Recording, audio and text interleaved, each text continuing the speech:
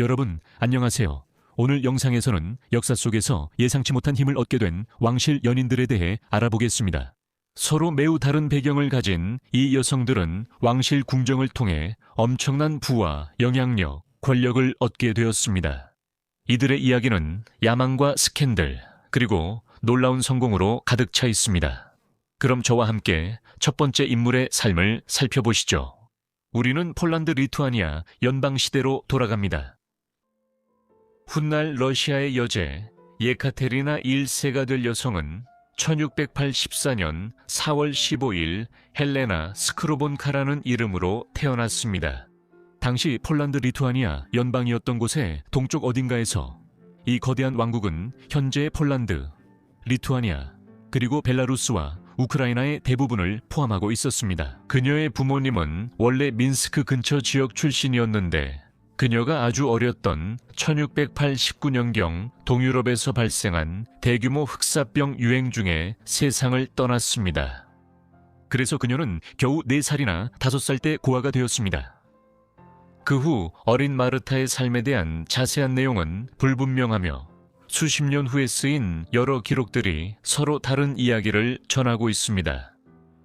일반적인 이야기는 그녀가 1890년대 애 요한의 집에서 살게 되었다는 것입니다. 에른스트 글릭은 독일 출신의 루터교 설교자로 라트비아어로 최초의 주요 성경 번역본을 만든 인물로 유명합니다. 17세기 후반에 그는 발트 지역, 즉 현재의 라트비아에서 활동했습니다. 마르타는 어린 시절과 청소년 초기에 글릭의 대가족에서 일했으며 아마도 하녀나 하인으로 일했을 것입니다. 마르타의 어린 시절이 단편적인 기록으로 맞춰지듯이 말이죠. 우리는 그녀가 어떻게 이런 신분에서 러시아의 통치자가 되었는지 궁금해할 수 있습니다. 이 상승의 시작은 근세 초기 동유럽과 북유럽의 복잡한 지정학에서 찾을 수 있습니다. 16세기 중엽부터 18세기 초까지 이 지역은 일련의 대규모 전쟁으로 몸살을 앓았으며 이 전쟁들은 통틀어 북방전쟁으로 알려지게 되었습니다. 이 전쟁들의 주요 주인공은 폴란드 리투아니아 연방, 스웨덴, 그리고 러시아였습니다. 이들 국가의 국경지대와 발트해의 지배권을 둘러싼 광대한 영토가 걸려 있었습니다. 예를 들어 스웨덴은 현재의 러시아 북서부 대부분을 차지하고 있었으며 그 안에는 오늘날 상트페테르부르크가 위치한 지역도 포함되어 있었습니다. 주요 갈등 지점은 발트해 지역이었고 특히 당시 리보니아라고 불렸던 지역이었습니다. 이 지역은 오늘날의 라트비아, 에스토니아, 리투아니아와 대체로 일치합니다. 이곳은 러시아와 스웨덴이 다시 전쟁을 벌였을 때 주요 분쟁 지역 중 하나였으며 이 전쟁은 대북방 전쟁으로 알려지게 되었습니다. 그리고 이 전쟁은 무려 21년 동안이나 계속되었습니다. 21년이나요. 마르타는 그 당시 16세의 나이로 리보니아에서 글루크 가문에서 살고 있었습니다. 전쟁이 발발했고 마르타는 곧 이 혼란스러운 세상, 즉 2차 세계 속에서 이리저리 휘둘리게 되었습니다. 그녀는 잠시 스웨덴 기병 장교와 결혼했지만 결혼한 지 겨우 8일 만에 러시아군이 접근해 오면서 스웨덴군이 그 지역에서 쫓겨나게 되었습니다. 그 이후에 일어난 일들은 다시금 다소 불분명합니다. 하지만 마르타는 젊고 매력적인 여성이 되었고 결국 러시아 차르 표트르 1세의 최고 장군인 보리스 슈레메테프 원수의 정부가 된 것으로 보입니다. 결국 러시아군이 리보니아 대부분을 정복한 후 슈레메테프가 모스크바로 돌아올 때 마르타도 그와 함께 데려가졌습니다. 모스크바에서 마르타는 곧 알렉산드르 멘시코프 공작의 집안에 들어가게 되었습니다. 멘시코프는 차르에 가장 가까운 신임을 받는 인물이었으며 러시아에서 가장 강력한 인물 중 한 명이었습니다. 마르타는 처음에는 멘시코프의 정부였을지도 모르지만 이후 세월이 흐르면서 그들의 관계는 차르 러시아의 복잡한 정치 세계에서 정치적인 관계로 변하게 됩니다.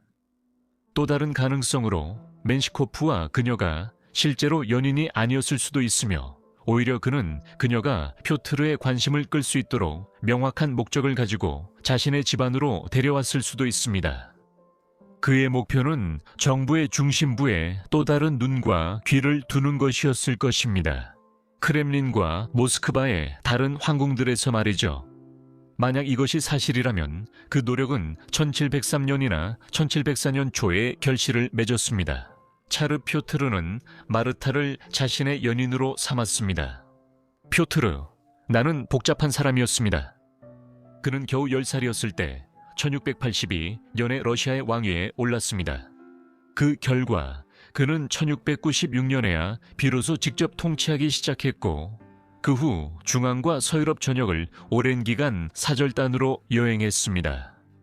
그의 목표는 러시아를 현대화하고 대륙의 강대국 중 하나로 만들기 위해 가능한 한 많은 새로운 아이디어를 러시아로 가져오는 것이었습니다.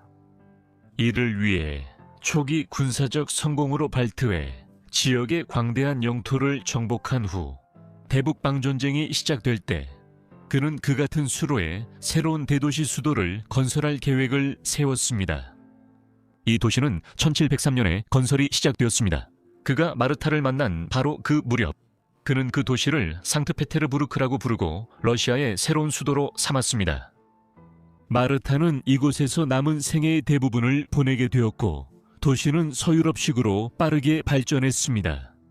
마르타는 표트르의 연인이 된 것과 거의 같은 시기에 로마 가톨릭에서 그리스 정교로 개종하기로 결정했고 동시에 자신의 이름도 예카테리나 알렉세예브나로 바꿨습니다. 이로써 그녀는 이 시기까지 상당히 러시아화되었고 궁정 내에서의 그녀의 입지는 확고해졌습니다. 1704년에 예카테리나 알렉세예브나는 표트르의 아들을 낳았고 그 아들은 차르의 이름을 따서 이름 지어줬습니다. 예카테리나 알렉세예브나는 표트르의 연인으로서 매우 복잡한 위치에 있었습니다. 한편으로는 표트르는 결혼하지 않은 상태였습니다. 그가 10대 후반에 결혼했던 첫 번째 아내 우독시아 루포키나와의 결혼 생활은 불행했으며 몇 년 전에 이미 이혼한 상태였습니다. 따라서 표트르는 기존의 결혼 관계에 얽매이지 않고 예카테리나와 결혼할 수 있었지만 그녀는 외국인이었고 사회적 신분도 매우 낮았습니다. 프랑스, 스페인, 영국과 같은 다른 유럽 군주국에서는 이런 점 때문에 그가 그녀와 결혼하는 것은 완전히 불가능했을 것입니다. 하지만 러시아에서는 상황이 달랐습니다. 예를 들어 이전 차리나 우독시아는 중간 정도의 귀족 가문 출신이었고 러시아 귀족 계급의 일원이 아니었습니다. 예카테리나의 배경이 문제가 되지 않았음에도 불구하고 표트르는 여전히 결혼에 확신이 없었던 것 같습니다. 그래서 그는 예카테리나와의 결혼 결정을 미뤘던 것입니다. 결국 두 사람은 1707년 말에 비밀리에 결혼했지만 그 사건에 대한 기록은 남아있지 않습니다. 몇 년 후 그들은 마침내 1712년 2월 9일 상트 이삭 대성당에서 공식적으로 결혼식을 올렸고 이때 예카테리나는 마침내 차리나, 즉 러시아의 여왕이 되었습니다.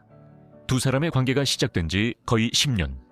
이 지난 후 결혼을 둘러싼 여러 복잡한 문제에도 불구하고 그들의 결합은 분명히 이상적인 동반자였던 두 사람 사이의 것이었습니다.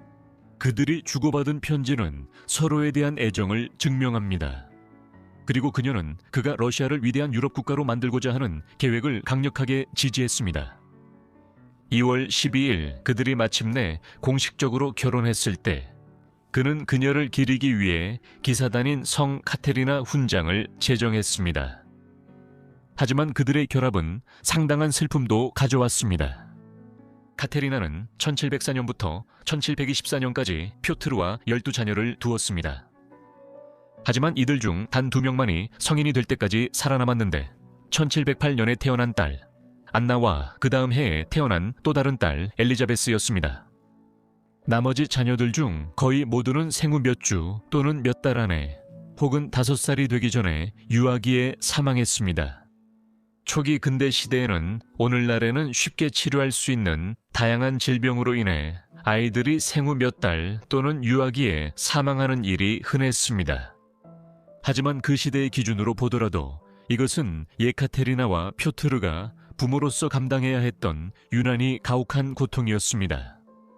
표트르는 겨우 52살의 나이로 1725년에 일찍 세상을 떠났습니다. 그가 세상을 떠났을 때였습니다. 그의 통치는 너무나 성공적이어서 그는 표트르 대제라는 칭호로 알려지게 되었습니다. 이는 그가 러시아를 동유럽과 북유럽의 새로운 강대국으로 완전히 자리잡게 한 방식 때문이었습니다. 17세기 동안 스웨덴이 발트해 지역을 지배한 이후였습니다. 그리고 러시아의 정부와 사회를 현대화한 것도 그의 업적입니다. 예를 들어 그는 러시아에서 최초로 대학을 설립한 차르였습니다. 그는 또한 1721년에 러시아 제국의 시작을 선포하고 자신을 황제로 그리고 예카테리나를 황후이자 황제의 배우자로 삼았습니다. 하지만 여전히 계승 문제를 둘러싼 문제가 남아 있었습니다. 1725 연일월 표트르가 사망했을 때에도 그는 아직 후계자를 지명하지 않았고 살아있는 적자 아들도 없었습니다. 다음 계승자는 표트르의 손자인 표트르 알렉세예비치였는데 그는 표트르가 이전에 우독시아 루포키나와의 결혼해서 얻은 아들 알렉세이 표트로비치에게서 태어났습니다. 하지만 표트르 알렉세예비치는 당시 겨우 9살이었습니다. 결국 예카테리나는 자신의 오랜 동맹인 멘시코프 공작과 정부 내 여러 인물들의 공모로 표트르의 유언 중 하나가 예카테리나가 그를 계승하는 것이라는 선언을 했습니다. 그 결과 폴란드 리투아니아 연방 출신의 고아였던 예카테리나는 1725년에 러시아의 예카테리나 1세로 즉위하게 되었습니다. 예카테리나의 통치는 짧았지만 성공적이었으며 실질적으로는 멘시코프와 몇몇 귀족들이 대부분의 권력을 쥐고 있는 권력 분점 체제였습니다. 하지만 예카테리나는 몇 가지 개혁을 단행할 수 있었고 특히 대북방 전쟁 과정에서 러시아 군대를 대폭 축소하는 조치를 감독했습니다. 러시아 군대는 거의 25만 명에 달할 정도로 규모가 커졌으며 이는 당시 유럽에서 단연코 가장 큰 군대였습니다. 하지만 이 거대한 군대를 유지하는 데 드는 비용은 매우 컸고 그 부담은 가혹한 세금의 형태로 러시아 국민들에게 전가되었습니다. 예카테리나는 멘시코프와 다른 귀족들을 설득하여 군대를 축소하기 시작하도록 했습니다. 이제 스웨덴과의 전쟁이 끝나고 러시아가 동유럽에서 무적의 강국이 되었습니다. 러시아에서 세금이 인하되면서 빈곤이 크게 줄어들었습니다. 그리고 예카테리나 여제는 큰 명성을 얻었고 18세기 러시아에서 여성 군주제가 국민들에게 찬양받는 선례를 남겼습니다. 예카테리나 여제는 또한 발트해 지역과 폴란드 리투아니아 연방에서 어린 시절 헤어졌던 4명의 형제 자매를 찾기 위한 수색을 시작했습니다. 부모님이 돌아가셨기 때문에 예카테리나 여제는 이 일을 성공적으로 해냈고 가족과 제외한 후 4명의 형제 자매 모두를 러시아 귀족으로 만들었습니다. 결국 예카테리나 여제의 통치는 성공적이었지만 오래가지 못했습니다. 1827년 초 예카테리나 여제는 폐에 농양이 있다는 진단을 받았습니다. 하지만 실제 병은 결핵이었을 가능성이 높았습니다. 결핵은 1820년대에 이르러서야 완전히 밝혀지고 연구된 질병이었습니다. 표트르와 달리 예카테리나 여제는 후계 구도를 미리 준비했고 표트르 알렉세예비치를 자신의 후계자로 지명했습니다. 그는 결국 예카테리나가 1727년 5월 17일 43세의 나이로 사망하자 표트르 2세로서 그녀의 뒤를 이었습니다. 예카테리나의 통치는 러시아에서 놀라운 여성 통치의 시대를 열었으며 이는 러시아가 정은대 세계에서 여러 여성에 의해 주로 통치된 몇 안 되는 국가 중 하나임을 보여줍니다. 거의 한 세기 동안 표트르 2세는 1730년에 요절하였고 안나 1세가 그 뒤를 이었습니다. 표트르 대제의 조카였습니다. 그녀는 1740년까지 통치했습니다. 잠시 동안의 공백기 후 예카테리나의 딸이자 표트르의 딸인 엘리자베타가 엘리자베타 1세로 즉위했습니다. 그녀가 1762년에 사망하자 표트르 3세가 뒤를 이었습니다. 하지만 그의 통치도 오래가지 못했습니다. 그는 6개월 만에 자신의 아내에게 폐위당했습니다. 그 여성 역시 예카테리나라는 이름이었고 이후 34년 동안 러시아를 통치하며 제국을 유럽 최고의 강국 중 하나로 성장시켰습니다. 러시아는 발트해와 동유럽뿐만 아니라 남쪽의 발칸반도와 흑해에서도 중요한 역할을 하게 되었습니다. 결국 예카테리나 2세는 예카테리나 대제로 알려지게 되었고, 예카테리나 1세의 통치는 18세기 말까지 러시아가 여성 통치자들에 의해 지배되는 시기를 열었습니다. 다음으로 우리는 시간을 더 거슬러 올라가 16세기 초로 갑니다. 훗날 오스만 제국의 여왕이 될 여인은 루테니아로 알려진 지역의 라우히틴이라는 마을에서 1500년경에 태어났습니다. 오늘날 이곳은 우크라이나 서부에 속하지만 16세기 당시 루테니아는 폴란드 왕국의 한 지방이었습니다. 우리는 그녀의 본명이 무엇이었는지 알지 못하지만 후렘의 삶을 연구한 한 전문가는 그녀의 이름이 아나스타시아 리솔스카 또는 알렉산드라 리솔스카였을 것이라고 추측했습니다. 미래의 여왕은 남유럽이 오스만 제국의 팽창하는 세력으로부터 점점 더 큰 압박을 받고 있던 시기에 태어났습니다. 이 터키계 무슬림 국가인 오스만 제국은 14세기에 아나톨리아, 즉 오늘날의 터키에 해당하는 지역에서 등장했습니다. 15세기 동안 오스만 제국은 급속한 팽창을 이루며 발칸반도의 대부분과 레반트 일부 지역을 정복했습니다. 오스만 제국의 야망과 힘은 1453년에 상징적으로 드러났는데 이스탄불의 중세 명칭인 콘스탄티노플을 비잔틴 제국으로부터 정복한 사건이었습니다. 이로써 동로마 제국이 멸망했습니다. 3세기 말 디오클레티아누스 황제가 세운 이후 거의 1200년 만의 일이었습니다. 이후 수년간 벌어진 추가 전쟁들은 발칸반도, 그리고 오늘날 루마니아와 몰도베에 해당하는 지역에서 추가적인 정복을 가져왔습니다. 70년대에는 오스만 제국이 흑해 북쪽 연안의 크림 지역에도 보호령을 세웠습니다. 이 지역의 항구들은 이후 폴란드, 우크라이나, 러시아에서 잡혀온 포로들을 이스탄불로 데려와 노예로 거래하는 중심지가 되었습니다. 오스만 제국이 콘스탄티노플을 정복한 후 붙여진 이름입니다. 제국의 미래의 여왕이 크림 지역의 노예 무역의 결과로 이스탄불로 향하게 되었을 가능성이 매우 높아 보입니다. 그녀는 아마도 16세기에 노예 습격 중에 붙잡혀 당시 크림 반도의 카파, 현재의 터도시아 항구에 끌려갔을 것입니다. 여기에서 그녀는 이후 오스만 제국의 수도가 옮겨진 이스탄불로 보내졌습니다. 여기서 그녀는 오스만 제국 황궁의 거대한 가정인 황실 하렘에 들어가게 되었습니다. 여기에는 현 술탄의 아내들, 다른 여성 친척들, 여성 하인들, 그리고 술탄의 후궁들이 포함되어 있었습니다. 그녀는 아마도 1717년이나 1718년에 이곳에 있었을 것입니다. 그리고 바로 이 시기에 그녀가 가장 널리 알려진 이름을 얻게 되었습니다. 이 이름이 바로 후렘이었는데 이는 페르시아어로 대략 즐거운 또는 웃는 이라는 뜻입니다. 그녀의 또 다른 이름인 록셀라나는 훨씬 나중에 여왕을 관찰하거나 논평한 이들에 의해 주로 붙여진 이름입니다. 이 이름은 루테니아 출신 처녀를 의미합니다.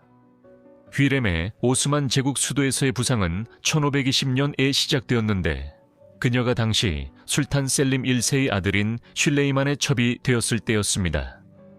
이것은 술탄이 죽기 직전이었고 1520년 9월 30일에 슐레이만이 오스만 제국의 술탄으로 즉위했습니다. 당시 그의 나이는 25세였습니다.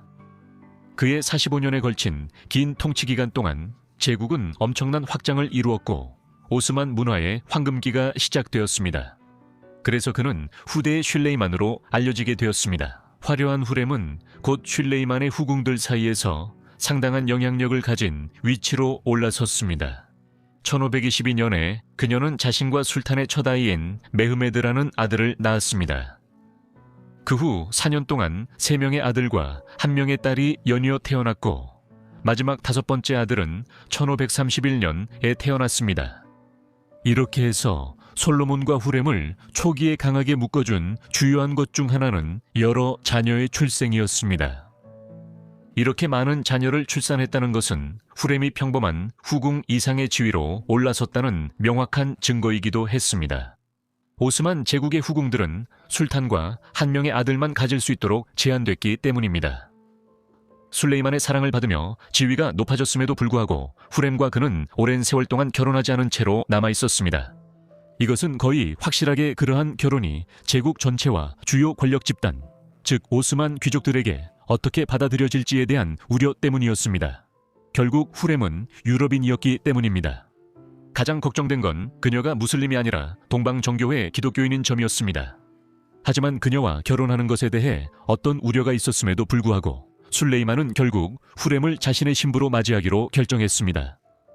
이 결정에는 1534년에 술레이만의 어머니이자 사망할 때까지 왕태후의 칭호를 지녔던 하프사 술탄의 죽음도 한몫했습니다. 술레이만은 어머니 하프사가 살아있는 동안에는 후궁이 그 지위 이상으로 올라가는 것을 허락할 수 없었지만 하프사가 죽은 후 1536년에 술레이만과 후렘은 결혼하여 루테니아 출신의 노예 소녀를 후렘 술탄으로 만들었습니다. 이 결혼은 큰 반향을 일으켰고 유럽 전역에 널리 보도되었습니다.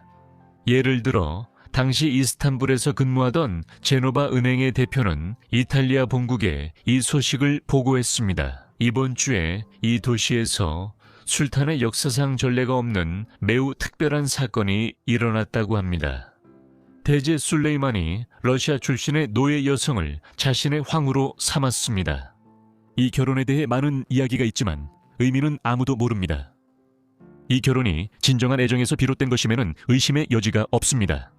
술탄과 그의 아내 사이에 오간 상당한 양의 서신이 아직도 남아있으며 이는 그들 서로에 대한 사랑을 분명히 보여줍니다. 그가 발칸과 레반트에서 군사 원정을 하고 있을 때 그녀는 그에게 편지를 썼습니다.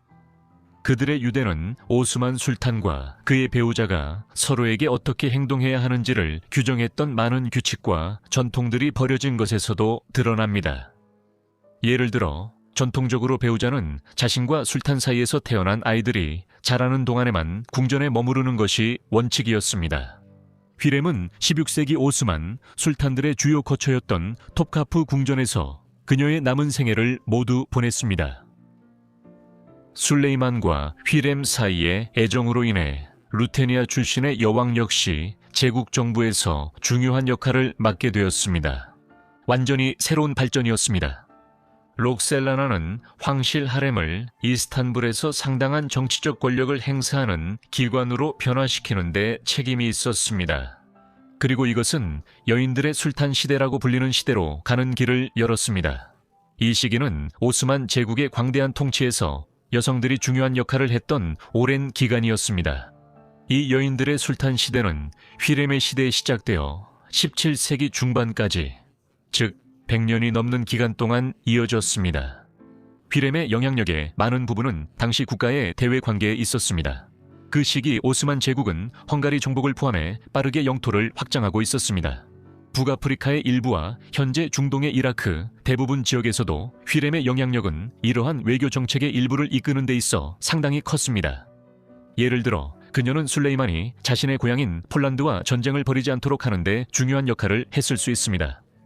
실제로 휘렘과 폴란드 왕 지그문트 2세 사이에는 서신 교환도 있었습니다. 아우구스투스 1548년부터 1572년까지입니다. 이것은 오스만 제국의 여왕이 유럽 군주와 직접적으로 연락을 주고받은 유일한 사례로 우리가 알고 있는 것입니다. 그리고 이는 근세 초기에 매우 이례적인 일입니다.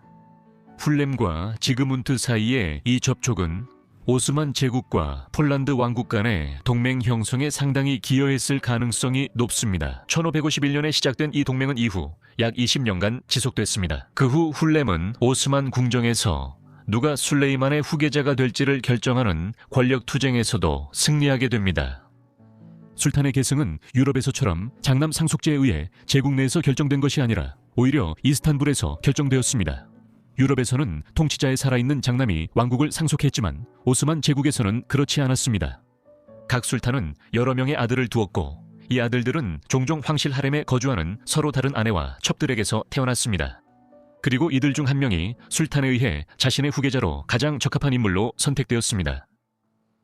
1550년대에 이르러 슐레이만은 휘렘과 또 다른 주요 첩인 마히데브란과의 사이에서 4명의 살아있는 아들을 두고 있었습니다. 이 아들들 중 셋, 셀림, 바예지드, 지안기르는 휘렘의 아들이었지만 맏아들 무스타파는 1515년에 슐레이만과 마히데브란 사이에서 태어났습니다. 수년 동안 무스타파는 슐레이만의 확실한 후계자로 여겨졌습니다. 무스타파가 오스만 군대 내에서 인기가 높았고 제국의 여러 지방에서 고위 군사 및 행정직을 맡았던 사실도 큰 이유였습니다. 1530년대와 1540년대 그리고 물론 1550년대에 이르러 이 모든 것은 현대 이란을 기반으로 한 페르시아 제국과의 전쟁 중에 변화하게 됩니다. 1552년에 무스타파는 아버지를 술탄 자리에서 몰아내려는 음모를 꾸몄다는 의심을 받게 되었습니다. 이 일은 결국 1553년 가을 터키의 군사 천막에서 무스타파가 슐레이만의 친위대에게 습격당하는 사건으로 이어졌습니다. 그는 처형당했고 이로 인해 슐레이만과 후렘 사이에서 태어난 두 아들 셀림 또는 바예지드가 술탄의 자리를 이어받을 수 있는 길이 열렸습니다. 당시에는 후렘이 자신의 아들 중 한 명이 제국의 후계자가 되도록 하기 위해 남편인 슐레이만에게 무스타파에 대한 의심을 불러일으키는데 중요한 역할을 했다는 의혹이 만연했습니다. 하지만 증거는 불확실하며 후렘이 정말로 관여했다면 우리는 그저 추측만 할 수 있을 뿐입니다.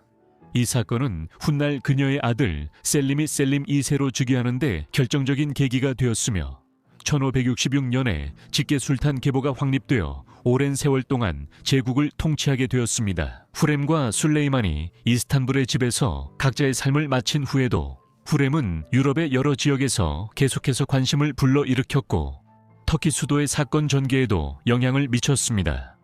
그녀는 자선 활동으로 잘 알려지게 되었으며 이스탄불과 예루살렘 같은 제국의 주요 도시들에 많은 모스크를 기증하고 병원과 빈민구호소도 설립했습니다. 그녀의 지도 아래 메카의 공공 급식소가 세워져 무슬림 세계에서 가장 신성한 도시로 매년 성지 순례를 떠나는 가난한 순례자들에게 음식을 제공했습니다. 이 모든 활동으로 그녀는 기독교 유럽에서도 큰 관심을 받았습니다. 그리고 16세기 중반에 그려진 록셀라나의 초상화가 여러 점 남아 있습니다.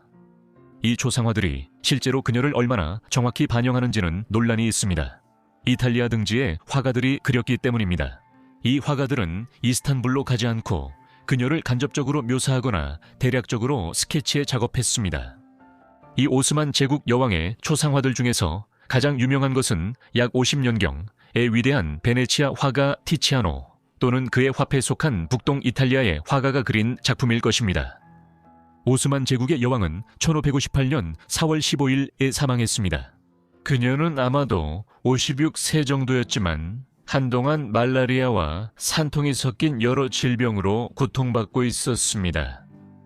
기도는 이스탄불의 술레이만의 할아버지 바예지드 2세가 지은 모스크에서 열렸습니다. 그 후 휘렘의 관은 오스만 제국 수도의 최고위 관리들에 의해 운구되었습니다. 도시의 거리를 지나 그녀의 남편이 1550년대 초에 지은 제국 모스크인 술레이마니의 모스크로 향했습니다. 이곳에서 그녀는 묘지에 안장되었고 곧 폴란드 우크라이나 국경 지역에서 노예로 끌려와 오스만 제국의 왕비가 된 그리스도교 여성에게 경의를 표하기 위해 정교한 무덤이 세워졌습니다. 8년 후인 1566년에 그녀의 남편 술레이만이 세상을 떠났고 휘렘 술탄 근처의 무덤에 안장되었습니다. 세 번째 이야기에서 1930년대로 가보겠습니다.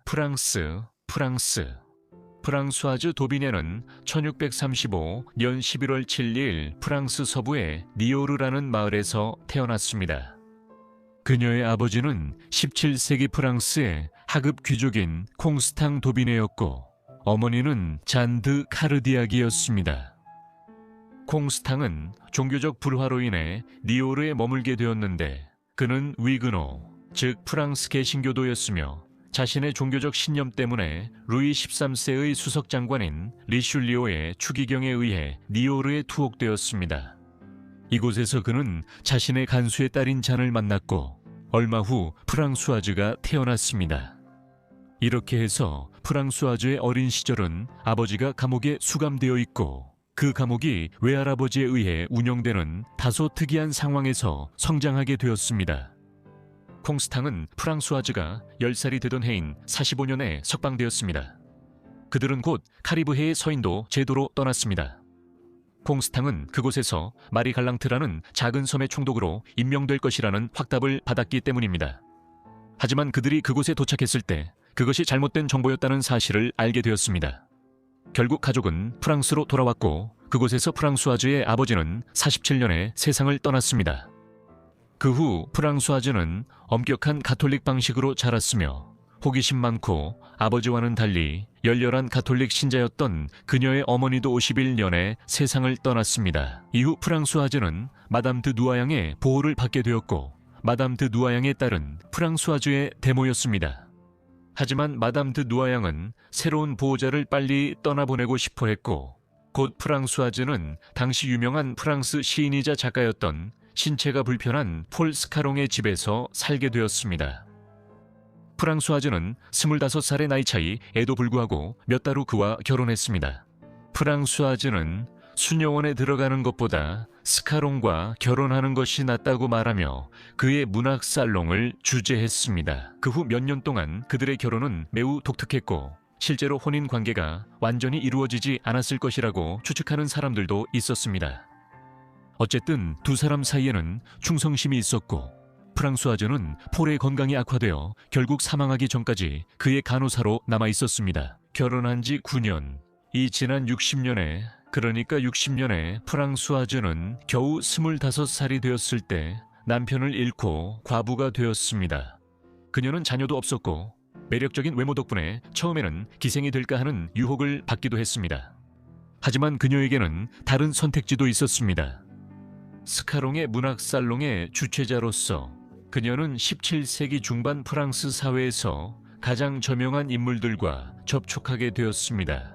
이 인맥은 궁정까지 이어졌고 그곳에서 루이 14세의 어머니인 오스트리아의 안느가 그녀에게 매년 2,000리브르의 연금을 제공하기로 동의했습니다. 그 당시로서는 상당히 큰 금액이었고 프랑수아즈는 재혼하지 않더라도 그 돈으로 충분히 편안하게 살아갈 수 있었습니다. 그 결과 그녀는 1660년대 대부분을 파리와 프랑스의 문학계에서 계속 활동하며 보냈습니다. 하지만 1666년에 상황이 달라졌습니다. 그 해에 왕비 어머니가 세상을 떠났고 프랑수아즈와는 이 시점에서 아무런 관계가 없었던 왕이 재정난으로 인해 지급을 중단했습니다. 프랑수아즈는 얼마 후 왕의 정부 중 한 명인 프랑수아즈 아테나이유 드 로슈슈와 몽테스팽 후작 부인으로부터 궁정을 방문하라는 제안을 받아들였습니다. 그곳에서 그녀는 빠르게 자리 잡았습니다. 루이 14세는 마리아 테레사 왕비와 결혼했음에도 불구하고 그는 많은 정보를 두었고 결국 몽테스팡과만 해도 사생아 7명을 두게 됩니다. 이 중 한 명은 1669년에 태어났습니다. 마르키즈는 그 아이를 프랑수아즈에게 맡기고 이 일을 하도록 월급과 하인 몇 명을 제공했습니다. 이 일을요. 이 상황은 앞으로도 여러 해 동안 계속되었습니다. 루이 14세는 프랑수아즈가 자신의 사생아를 키운 공로를 인정하여 그녀에게 20만 리브르를 지급했고 프랑수아즈는 그 돈으로 망트농의 영지를 구입했습니다. 이후 그는 그녀가 이곳에서 대규모 토지를 소유하고 왕실에 봉사한 공로를 인정하여 그녀에게 망트농 후작 부인의 자규를 수여했습니다. 프랑수아즈와 왕의 관계가 지배자와 하인의 관계를 넘어선 것이 정확히 언제인지는 완전히 명확하지 않습니다. 루이 14세는 17세기 유럽에서 가장 강력한 군주였습니다. 그는 4살의 나이에 아버지인 루이 13세의 뒤를 이어 프랑스의 왕이 되었습니다. 따라서 1643년에 왕이 되었지만 루이 14세는 1661년이 되어서야 직접 프랑스를 통치하기 시작했습니다. 하지만 그가 직접 통치하기 시작했을 때 그는 칙령과 왕권 신수설을 통해 강인한 결단력으로 통치하려는 의지를 보였습니다. 이로 인해 그는 근세 유럽에서 군주 절대주의의 전형으로 평가받게 되었습니다. 이 일환으로 그는 파리에서 약 20km 떨어진 베르사유에 거대한 새로운 왕궁과 궁정을 건설하라고 명령했습니다. 이곳에서 루이는 이전의 프랑스 수도 한가운데에 머물렀던 선왕들과 달리 더 멀리서 더 냉정하게 프랑스를 통치할 수 있을 것이라고 상상했습니다. 바로 이 베르사유에서 프랑수아즈와 루이의 관계가 꽃피우게 됩니다. 아마도 1673년부터였을 수도 있지만 1678년에는 두 사람의 관계가 계속되고 있었습니다. 1680년대 초에는 그녀가 그의 정부들 중 으뜸이 되었고 왕의 애정에서 몽테스팡 후작 부인을 대신하게 되었습니다. 루이 14세는 정치, 경제, 프랑스 문학 등 다양한 주제에 대해 그와 깊이 있게 대화할 수 있었던 여성에게 매료된 것으로 보입니다. 1683년에 상황을 근본적으로 바꾼 것은 루이 14세의 오랜 고통을 겪은 아내 마리아 테레사 왕비가 7월 30일에 사망한 일이었습니다. 팔에 생긴 종기로 인한 합병증 때문에 왕비가 사망하자 이제 루이 14세가 재혼할 가능성이 열리게 되었습니다. 그러나 프랑스 왕은 이례적으로 자신의 정부와 결혼하기로 결정했지만 공식적인 결혼은 아니었습니다. 옛 왕비가 사망한 직후 왕과 프랑수아즈는 파리 대주교 프랑수아 드 할레드 샹파이용이 주재한 비공개 결혼식에서 결혼했습니다. 일반적으로 이 결혼식은 1683년 10월 9일에 이루어진 것으로 알려져 있지만 일부에서는 비밀 결혼식이 실제로는 1684년 1월에 거행되었다고 주장하기도 합니다. 이 결혼식에는 왕의 고해 신부와 소수의 궁정 관리들을 포함한 소규모 인원만이 참석했습니다. 따라서 실제로 결혼식을 목격한 사람의 수는 제한적이었고 비밀 결혼식에 대한 자세한 내용도 거의 전해지지 않았습니다. 오늘날 분명한 것은 83년 가을이나 그 다음 겨울쯤에 일이 있었다는 사실입니다. 프랑수아즈 도비네 마리즈 드 망트농은 프랑스의 왕비가 되었습니다. 거의 아무도 왕의 새 아내라는 사실을 몰랐던 왕비였습니다. 결혼이 비밀로 유지된 이유에 대해서는 여러 가지 설명이 제시되었습니다. 일부 사람들은 두 사람이 마리아 테레사 왕비가 사망하기 전에 이미 불륜 관계였다는 사실이 공개되면 사회적 스캔들이 일어날 수 있었기 때문이라고 제안했습니다. 하지만 진짜 이유는 프랑스와의 낮은 사회적 신분 때문에 결혼이 받아들여질 수 없었기 때문일 가능성이 가장 높습니다. 당시 왕실 관습에 따르면 루이와 같은 지위의 왕이 결혼을 공식적으로 인정받으려면 유럽의 다른 왕가 출신의 왕족과 결혼하는 것이 기대되었습니다. 프랑수아즈는 이 조건을 충족하지 못했기 때문에 결혼을 널리 공개적으로 인정하지 않기로 결정되었습니다. 베르사유에서 새로운 상황이 무엇인지 눈치챌 수 있는 사람들에게는 분명히 드러났을 것입니다. 다른 근세 왕궁들과 마찬가지로 왕과 왕비는 각자 별도의 방을 사용했기 때문입니다. 하지만 프랑수아즈는 곧 베르사유의 웅장한 계단 꼭대기에 위치한 왕의 방과 바로 마주보고 있는 방에 들어가게 되었습니다. 이로 인해 당시 사람들은 그 후로 왕이 항상 하루 중 상당한 시간을 프랑수아즈와 함께 보낸다고 기록했습니다. 이러한 점과 그녀의 지성과 교양을 고려할 때 프랑스의 비밀스러운 왕비가 프랑스 정치와 사회에 어느 정도까지 영향을 미쳤는지 의문이 생깁니다. 새로운 왕비가 이후 몇 년 동안 프랑스 정치와 사회에 미친 영향은 상당한 논쟁의 대상이 되어 왔습니다. 그녀는 루이 14세가 프랑스 개신교도들에 대한 박해를 재개하기로 한 결정에 어느 정도 역할을 했다고 믿었던 개신교 작가들로부터 광범위한 비판을 받았습니다. 1685년 17세기 대부분 동안 모든 프랑스인에게 종교의 자유를 보장했던 낭트 칙령이 폐지되었습니다. 하지만 프랑수아즈가 그녀의 새 남편의 결정에 어떤 식으로든 책임이 있다는 증거는 없습니다. 그리고 루이가 그의 두 번째 아내와 비밀리에 결혼한 직후 이런 가혹한 조치를 취한 것은 순전히 우연의 일치입니다.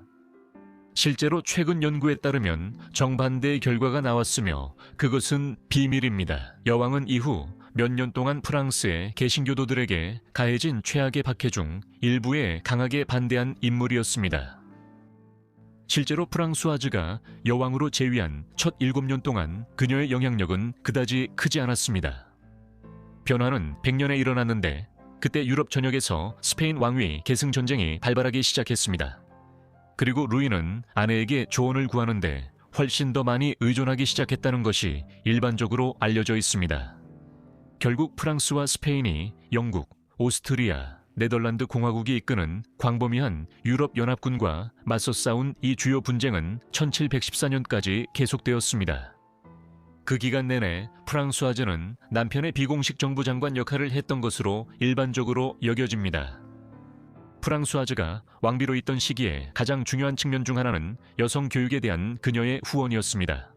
그녀는 파리의 생시르에 메종 루아얄 드 생루이를 설립했습니다. 이곳에서 가난한 귀족 가문의 젊은 프랑스 여성들은 교육을 받을 수 있었습니다. 이곳의 교육은 많은 귀족 학교들처럼 엄격한 가톨릭 신앙에만 뿌리를 두지 않고 젊은 여성들에게 문학적이고 사회적인 교육도 제공했습니다. 이 학교는 규모가 컸으며 250명의 학생들을 수용할 수 있었습니다. 마침내 학교가 완공되었을 때 수십 명의 교사들이 산수, 기하학, 읽기, 쓰기, 지리, 역사 등 다양한 과목을 가르쳤습니다. 여가 시간 또한 미래 프랑스 귀족의 구성원들에게 세련된 사고방식을 기르는데 상당히 중요하다고 여겨졌습니다. 그리고 학생들은 체스와 체커, 그리고 그 시대에 유행하던 다른 오락 활동들을 즐기도록 권장받았습니다. 프랑수아즈는 결국 32년 동안 프랑스의 비밀스러운 여왕으로 군림하게 됩니다. 루이 14세는 결국 9월 1일에 사망했으며 그의 통치는 72, 년 111로 유럽 군주 역사상 가장 긴 통치 기간이었습니다. 흥미롭게도 오랜 결혼 생활에도 불구하고 두 사람은 자녀를 두지 않았습니다. 프랑수아즈는 결혼 당시 이미 40 후반이었고 이전의 관계에서도 자녀가 없었습니다. 남편이 사망한 후 70년대로 거슬러 올라가면 그의 증손자가 뒤를 이었습니다. 태양왕은 자신의 직계 적법한 마이예즈보다 더 오래 살았기 때문입니다. 루이 15세는 프랑수아즈에게 막대한 연금을 주었고 그녀는 생시르로 은퇴하여 그곳에서 시대를 대표하는 저명한 문학 및 정치 인사들을 계속해서 초대했습니다. 특히 러시아의 피오트르 대제는 러시아를 근대화하기 위한 그의 유명한 중앙 및 서유럽 순방 중에 그녀를 방문했습니다. 프랑수아즈는 4월 15일에 사망했으며 향년 83세였습니다. 그녀는 한 번도 프랑스의 왕비로 공식 인정받지 못했습니다. 그녀는 국장도 치러지지 않았고 왕실 묘지에 안장되지도 않았으며 오히려 자신의 뜻에 따라 묻혔습니다. 그녀가 생시르에 설립한 학교 부지에 묻혔습니다. 그녀의 광대한 망트농 영지는 그녀와 루이 14세 사이에 특이한 결혼 관계로 인해 조카딸인 노아유 공작 부인에게 상속되었습니다. 그녀는 여러 작가들에게 잘 알려져 있으며 알렉상드르 듀마, F. 스콧 피츠제럴드, 아서 코난 도일의 작품에도 등장했습니다. 마지막 이야기를 위해 우리는 프랑스에 머물지만 이제 18세기 초로 넘어가겠습니다. 잔 앙투아네트 푸아송은 1719년 12월 29일 파리에서 태어났습니다. 그녀의 부모는 꽤 성공한 프랑수아 푸아송과 그의 아내 마들렌 드 라모트였습니다. 하지만 그녀의 어머니가 혼외 관계를 가졌을지도 모른다는 의혹이 있었고 그로 인해 자네 아버지가 달라졌을 수도 있었습니다. 그는 금융업자 장파리드 몽마르텔 또는 세금 징수원 샤를 프랑수아 폴 르노르몽드 투르나메일 수도 있었습니다. 실제로 르노르몽드 투르나메일은 프랑수아 푸아송이 1725년에 미지불된 빚 때문에 도시를 떠난 후 그녀의 법적 후견인이 되었습니다. 어릴 적 자는 꽤 허약한 아이로 알려져 있었습니다. 9살 때 그녀는 5살부터 수준 높은 교육을 받고 있던 푸아시의 우르술린 수녀원에서 집으로 보내졌습니다. 그녀는 아마도 백일해로 추정되는 병에 걸렸기 때문이었습니다. 집에 도착한 후 르노르망 드 투르넴은 그녀가 집에서 개인 교육을 받을 수 있도록 주선했고 구할 수 있는 최고의 가정교사들을 고용해 교육비를 지불했습니다. 하지만 그녀는 전통적인 학문에서는 결코 뛰어난 학생이 아니었지만 예술 분야에서는 가르침을 받으며 두각을 나타냈습니다.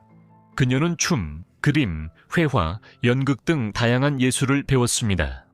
그녀는 어린 시절 연극 전체를 암기하고 예술의 강력한 후원자로 알려져 있었습니다. 우르술린 수녀원에서 집으로 돌아온 후 잔느의 어머니는 그녀를 점쟁이에게 데려갔습니다. 그곳에서 그녀는 언젠가 왕의 마음을 지배하게 될 것이라는 말을 들었습니다. 잔느의 어머니는 그 예언을 굳게 믿으며 언젠가 자신의 딸이 그 운명을 이루게 될 것이라고 주장했습니다. 그녀는 딸을 르네트, 즉 작은 여왕이라고 부르기 시작했습니다.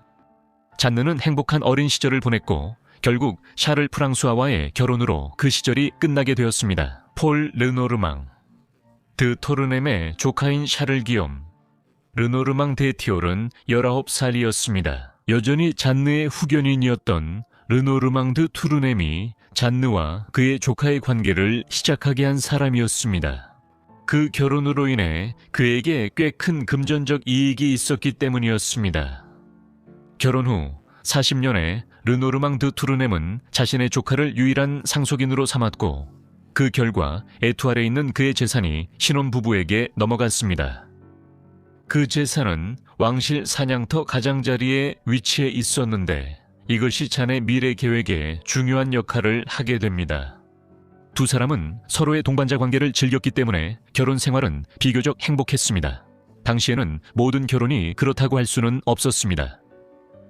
샤를은 결국 잔을 깊이 사랑하게 되었습니다. 잔도 같은 마음이었는지는 알 수 없지만 그녀는 샤를을 아꼈습니다. 그녀는 자신이 충실할 것이며 만약 다른 남자가 왕이 아니라면 샤를 곁을 떠나지 않겠다고 약속했습니다. 하지만 그녀는 그에게 그 사실을 말하지 않았습니다. 결혼한 여성으로서 잔은 인기 있는 살롱을 방문할 수 있었습니다. 살롱은 남성과 여성이 모여 지적인 토론을 나누는 장소였습니다. 파리에서 그녀는 이곳에서 볼테르, 엘베티우스, 몽테스키오에와 같은 인물들을 만나게 됩니다. 그녀는 훌륭한 사람들과 함께하며 만난 사람들로부터 많은 것을 배웠습니다. 시간이 지나고 잔느 자신도 점점 더 유명해지면서 그녀는 에티올에서 자신의 살롱을 열었고 그 살롱은 엄청난 성공을 거두게 됩니다. 그녀는 대화의 달인이 되었고 이후 그녀의 트레이드마크가 되는 날카로운 재치를 완성했습니다. 잔느의 결혼에서는 2명의 자녀가 태어났는데 아들은 유아기에 사망했고 딸 알렉상드린 르노르망드 에티올은 1744년에 태어났습니다. 알렉상드린은 부모님과 할아버지 프랑수와 푸아송에게서 큰 사랑을 받았습니다. 안타깝게도 그녀는 결국 9살의 나이에 급성 복막염으로 사망하게 되었습니다. 이 병은 복부 내벽과 복부 장기의 덮개에 염증을 일으키는 질환입니다. 결혼을 했음에도 불구하고 잔은 점쟁이의 말이 반드시 현실이 될 것이라고 확신했습니다. 어느 날 그녀는 프랑스의 왕 루이 15세를 만나기로 결심했습니다. 남편과 함께 소유한 재산이 왕실 사냥터 끝자락에 있었기 때문에 그녀는 왕과 그의 신하들이 사냥을 나갈 때 그들을 관찰할 수 있었습니다. 어느 날 그녀는 원래 그러면 안 됨에도 불구하고 일부러 사냥터 한가운데에 자리를 잡기로 결심했습니다. 그녀는 분홍색 마치에 앉아 파란색 드레스를 입었고 다음번에는 파란색 마치에 앉아 분홍색 드레스를 입고 돌아왔습니다. 의도한 대로 그녀는 왕의 관심을 끌었고 왕은 매우 흥미로워하며 자신의 애정을 표현하기 위해 그녀에게 사슴고기를 선물로 보냈습니다. 하지만 수석 정부의 자리는 이미 마담 드 샤토로라는 여성이 차지하고 있었기 때문에 그 제스처로는 아무 일도 일어나지 않았습니다. 1844년 12월 마담 드 샤토로가 사망하고 나서야 비로소 잔에게 기회가 찾아오기 시작했습니다. 전임 정부가 사망한 지 한 달도 채 되지 않아 잔은 베르사유 궁전에서 열리는 가면 무도회에 공식 초대를 받았습니다. 그 무도회는 잔의 인생에서 결정적인 순간이 되었습니다. 왕은 공개적으로 그녀에 대한 애정을 선언했습니다. 무도회에서요. 왕은 주목나무로 분장했고 잔느는 사냥꾼인 디아나로 분장했습니다. 그 의상들은 사냥터에서의 만남을 상징하는 것이었는데 그곳에서 왕이 처음으로 잔느를 보았기 때문입니다. 샤르를 멀리 보내기 위해 그리고 그의 아내를 빼앗은 것에 대한 보상으로 루이 15세는 그에게 터키 대사직을 제안했지만 그는 거절했습니다. 샤를은 가슴이 찢어질 듯 아파했고 아내의 배신을 결코 용서하지 않았습니다. 샤를은 파리에서 다른 여성들과의 관계로 스스로를 위로했고 여러 자녀를 두었으며 나중에 재혼했습니다. 1845년 3월까지 잔은 공식적으로 남편과 이혼했고 궁정에서 왕의 정부로서 자신의 자리를 확보했습니다. 왕의 정부로서 말이죠. 그녀는 왕실 아파트와 퐁파두르 후작 자기를 받았고 이로 인해 궁정에 소개될 후작 부인이 되었습니다. 자기가 필요했기 때문에 잔은 마담 드 퐁파두르가 되었습니다. 같은 해 9월 14일 그녀는 왕의 사촌의 호의를 받으며 궁정에 소개되었습니다. 궁정에서 자는 자신의 지위를 확고히 하기로 결심했습니다. 그렇게 하기 위해 자는 궁정 예법을 완벽하게 익혔고 자신보다 높은 지위에 있는 사람들과 특히 왕비와 친분을 쌓았습니다. 자는 왕비 말이 렉싱케에게 자신이 왕비의 역할을 매우 존중한다는 점을 분명히 했습니다. 이것은 다른 왕의 정부들에게는 항상 해당되는 말이 아니었습니다. 자는 왕비를 대체하거나 넘어서려는 의도가 전혀 없었고 마리가 그 점을 확실히 알기를 바랐습니다. 왕비는 자네 제스처를 받아들이고 고마워하는 듯 보였으며 공식적으로 새로운 정부를 받아들였습니다. 왕의 최고 정부라는 역할은 단순한 성적인 관계 그 이상이었습니다. 마담 드 퐁파두르는 공작 부인이 되었고 그 후 왕비의 13번째 시녀가 되었는데 이는 여성에게 주어지는 최고의 자리였습니다. 궁정에서 말이죠. 그녀는 총리처럼 행동했죠. 그렇죠. 그녀는 승진, 특혜, 해임을 결정하는 책임을 맡고 있었습니다. 그녀는 국내외 정치에도 심지어 기여했습니다. 그녀의 영향력은 매우 커서 1755년에 오스트리아의 저명한 외교관인 벤첼 안톤 카우니츠 리츠부르크 공작이 그녀에게 접근해 베르사유 조약 협상에 개입해달라고 요청했습니다. 이 조약은 프랑스나 오스트리아가 영국이나 프로이센의 공격을 받을 경우 상호 지원을 약속하는 내용이었습니다. 수석 정부로서 그녀의 역할은 7년 전쟁의 종결로 이어졌고 그 결과 프랑스는 북아메리카 식민지를 잃고 거의 파산 상태에 이르게 되었습니다. 마담 드 퐁파두르는 그 패배 이후 왕을 위로하며 그의 통치 기간 중 힘든 시기를 극복하도록 도왔던 것으로 전해집니다. 마담 드 퐁파두르는 여러 인물들과 정책들을 지지하는 모습을 보였습니다. 그것은 결국 실패로 끝나 프랑스에 더 많은 부정적인 영향을 끼쳤고 프랑스는 이미 전쟁에서의 패배로 인해 고통받고 있었습니다. 이러한 지지와 왕이 자주 그녀의 의견을 듣는 방식 때문에 많은 궁정의 중요한 인물들이 그녀를 싫어하게 되었습니다. 그녀의 정치적 신념에 대한 반감과 평민을 사랑하는 왕에 대한 불만은 많은 이들의 눈에 그녀의 평판을 더욱 악화시켰습니다. 그녀가 선호했던 정책들이 전후 국가의 상황에 재앙적이었음에도 불구하고 마담 드 퐁파두르는 무역, 인프라, 소득세와 같은 중요한 재정 및 경제 개혁을 도입할 장관들을 지지했으며 이는 프랑스의 재정 상황을 개선하는 데 도움이 되었습니다. 적들이 있었음에도 불구하고 마담 드 퐁파두르는 계속해서 왕의 지지를 받았습니다. 그들의 성적인 관계가 50년에 끝난 후에도 그녀는 여전히 그의 가장 가까운 친구이자 조언자로 남았습니다. 왕은 우울증에 자주 시달리는 것으로 알려져 있었고 오직 마담 드 퐁파두르만이 그런 감정에서 그를 벗어나게 할 수 있다고 자주 말해줬습니다. 시간이 지나면서 그녀는 그가 신뢰하는 유일한 사람이 되었고 그녀는 오직 그만을 위해 파티와 사냥 여행을 열곤 했습니다. 마담 드 퐁파두르가 예술과 계몽주의 시대의 사상을 지원한 것은 그녀의 가장 중요한 영향력 중 하나로 볼 수 있습니다. 그녀는 많은 이들에게 영감을 주고 지원했으며 피지오크라트 학파도 이에 포함됩니다. 이 학파는 경제학의 아버지 아담 스미스와 그의 이론에 길을 열어주었습니다. 그녀는 도자기 공장을 구입했고 그림과 조각의 모델이 되었으며 베르사유에서 열리는 공연에서 아마추어 판화가들과 재능 있는 무대 여배우들을 지원했습니다. 그녀는 또한 모든 창의적인 것을 지원함으로써 상징적인 로코코 예술 양식에 영감을 준 것으로도 알려져 있습니다. 그녀는 파리를 유럽에서 취향과 문화의 수도로 인식하게 만드는 데 역할을 했습니다. 마담 드 퐁파두르와 왕의 성적인 관계가 끝날 즈음 그녀는 왕의 친구라는 새로운 역할을 맡게 되었고 이 역할은 그녀가 죽을 때까지 굳건히 유지되었습니다. 그녀는 9살 때 학교를 그만두게 만든 백일해를 앓은 이후로 계속 병약해지고 있었습니다. 그녀는 병약했고 반복되는 감기와 기관지염, 피를 토하고 두통에 시달렸습니다. 그녀는 왕과의 관계 중에 3번의 유산을 겪었고 이는 이미 좋지 않았던 그녀의 건강을 더욱 악화시켰습니다. 마담 드 퐁파두르는 결핵에 걸린 후 42살의 나이로 세상을 떠났습니다. 왕은 그녀에게 계속 헌신했으며 그녀의 건강을 회복시키려 애썼지만 실패했습니다. 그녀의 적들은 그녀의 죽음을 기뻐했지만 왕과 그녀가 후원했던 예술가들, 사상가들은 큰 충격에 빠졌습니다. 볼테르는 나는 마담 드 퐁파두르의 죽음에 매우 슬픕니다 라고 썼습니다. 나는 그녀에게 신세를 졌고 감사의 마음으로 그녀를 애도합니다.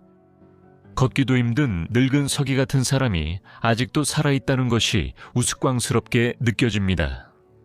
한창 화려한 경력을 쌓고 있는 아름다운 여인이 42살의 나이에 죽어야 한다니. 베르사유에서 그녀가 기침을 하며 빗속을 떠나는 모습을 지켜보던 왕이 그렇게 말했다고 전해집니다. 마르키즈는 여행길에 좋은 날씨를 만나지 못할 것 같군. 즉 마르키즈는 그녀의 여행에 좋은 날씨를 갖지 못할 것이라는 뜻입니다. 이 역사 속 왕실 연인들에 관한 영상을 시청해 주셔서 정말 감사합니다. 여러분께 흥미로웠길 바랍니다. 새해 복 많이 받으세요. 친구, 가족과 즐거운 시간 보내셨길 바랍니다. 더 긴 영상을 원하신다면 말씀해 주세요. 그리고 이런 주제의 영상을 더 보고 싶으시다면 아래 댓글로 알려주세요. 아직 구독 안 하셨다면 꼭 구독해 주세요. 그리고 제가 영상을 업로드하자마자 바로 볼 수 있도록 알림 설정도 해두셨으면 좋겠습니다. 오늘은 여기까지이며 다음 포 같은 라이브주에서 다시 뵙겠습니다. 감사합니다.